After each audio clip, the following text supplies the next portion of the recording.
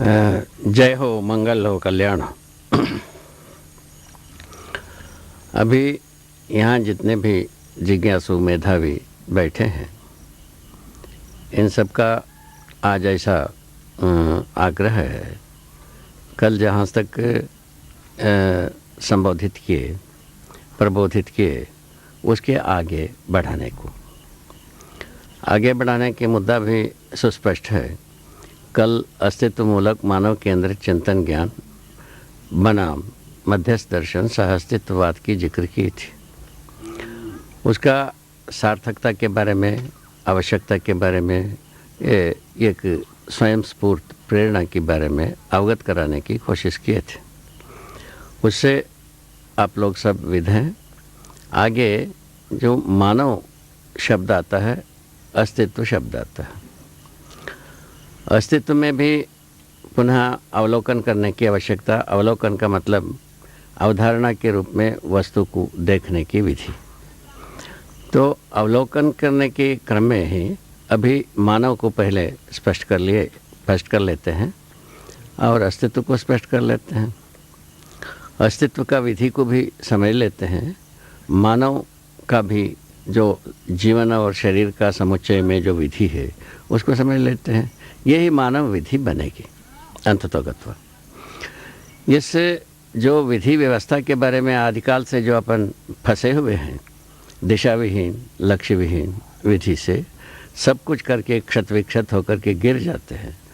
कुछ करने जाते हैं तो वो अंततोगत्वा वो विफल हो जाता है, और कुछ सोचते हैं उससे भद्दी ही विधि को सोचा जाता है। अंततोगत्वा भद्दी से बद्धी की ओर जाते जाते अभी हम कहीं पहुंच गए हैं जो अपने को खुद को भी इतने ज़्यादा स्पष्ट नहीं है, फिर भी मुद्दे के रूप में ये हो गई है और धरती रोगग्रस्त हो गई। मानव के पास दिशा और लक्ष्य नहीं है। ये यहाँ तक तो सुस्पष्ट। अभी सारा प्रयास इस अभियान में यही है तो मनुष्य के लिए दिशा और लक्ष्य स्पष्ट हो जाए और धरती का रोग दूर होने की कोई विधि तैयार हो जाए। इसी आशय से इस कार्यक्रम को शुरू किया गया है।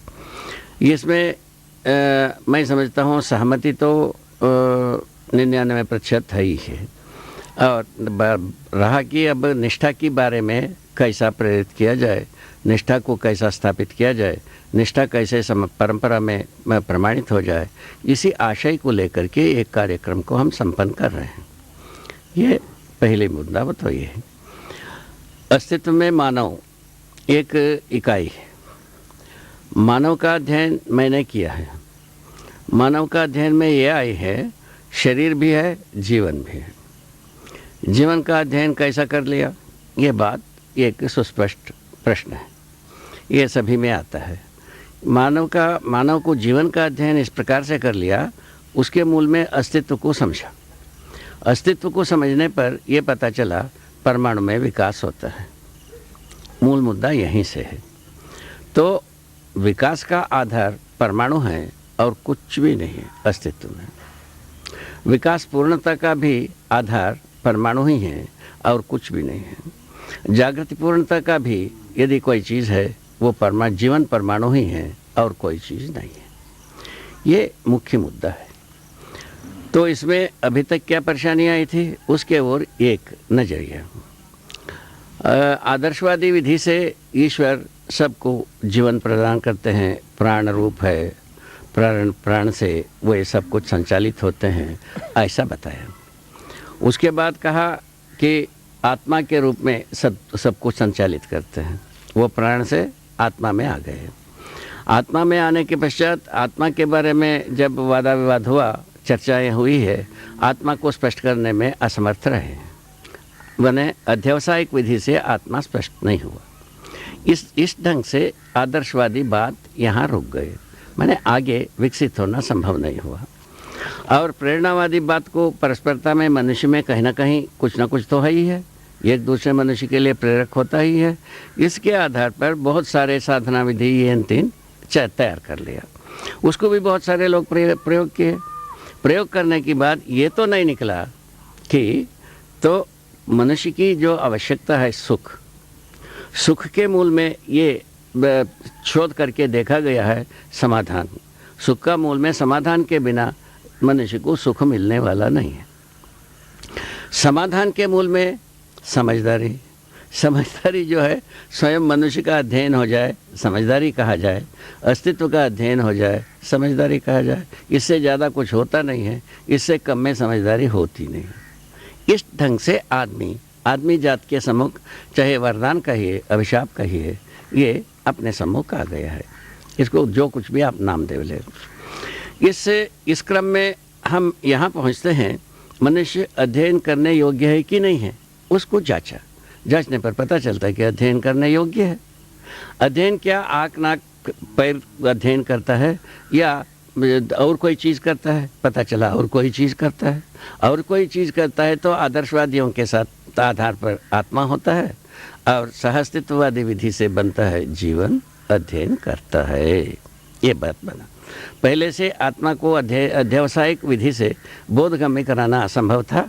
अभी जीवन को अध्यवसायिक विधि से हम बोधगम्य कराने में सफल हो गया हूँ। कुल मिलाकर के ये एक प्रकार से उत्सव की बात कही है या हमारा उत्साह की बात कही है, संभावना की बात कही है। जैसा भी आपको मन पड़ता है वही बात को आप अपनाइए। ये इस जगह में हम आ गए। इस जगह में आने के बाद हम मनुष्य का अध्ययन में लगे, शरीर का अध्ययन करने पर यह पता चला तो ये गर्भाशय में मनुष्य का शरीर भी रचित होता है, ये पता चला। और गर्भाशय से बाहर होने के बाद बड़ा होना, माने रोगी रहना या स्वस्थ रहना, ये सब चीज़ शरीर के साथ जुड़ी हुई है। किंतु रोगी शरीर हो चाहे स्वस्थ शरीर हो, गर्भाशय में ही रचित होता है, ये बात का पुष्टि मिल गई। संभवतः अभी जो जितने भी जो शरीर शास्त्र को जितना अध्ययन किए हैं उनका भी ऐसे निष्कर्ष होना चाहिए संभवतः। उसी आधार पर ये कृत्रिम रूप में भी शरीर रचना की बात सोचते हैं और प्राणकोशाएँ नहीं बन पाई, फलस्वरूप कृत्रिम रूप में शरीर रचना की कल्पना अधूरा है, वो अभी स्थगित करके रखा हुआ है। आगे चल करके आवश्यकता पड़ने पर अनुसंधान करेंगे, शोध करेंगे, जो सफलताएं मिलेगी वो मानव सम्मुख आवे करेगा। ठीक है। इस ढंग से एक तरफ ये आ जाता है कि मानव शरीर रचना गर्भाशय में ही होता है। यह गर्भाशय जैसे ही परिस्थितियां निर्मित करने पर हो सकता है, ये ऐसा हम कल्पना करते हैं। और प्रमाण तो यही है, मानव शरीर मानव के गर्भाशय में ही माने तैयार होता है।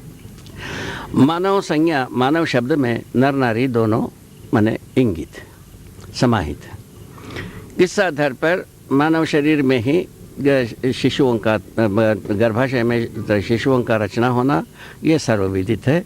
इस पर बहुत सारा बात करना भी अभी आवश्यक नहीं है।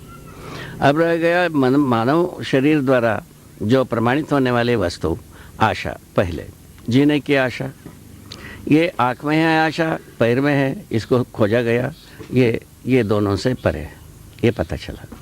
इसी प्रकार इसको सोचने के बाद अस्तित्व में जो देखे गए परमाणु में विकास को देखा गया। परमाणु में विकास के क्रम में तो भौतिक रासायनिक प्रक्रिया तो होते ही है, उसके बाद जो विकास पूर्णता की पद में जीवन पद प्रतिष्ठा प्रमाणित हो गया है। जीवन के रूप में एक परमाणु संक्रमित होना पाया जाता है। आप यदि देखेंगे, समझेंगे और शोध करेंगे, आप भी पाएंगे, मैं तो पा चुका हूँ। तो ऐसे जो जीवन पद में संक्रमित परमाणु चैतन्य इकाई के नाम से अपना काम करता है। चैतन्य इकाई में जड़ इकाई में क्या अंतर है भाई, ये बात को अच्छी तरह से देखा गया। जड़ इकाई में जो अणु परमाणु से अणु रचित रचनाओं के रूप में ही कोशाओं भी अणु का ही एक रचना है। तो इस ढंग से अणुरचित रचना के रूप में ही रासायनिक भौतिक संसार को हम पहचानते हैं। ये संभवतः अभी तक की जो चलते आई हुई अध्ययन में भी ऐसे ही निष्कर्ष निकले होंगे, या नहीं निकला होगा तो आगे निष्कर्ष निकाल लेंगे, क्या बुरा है इसमें।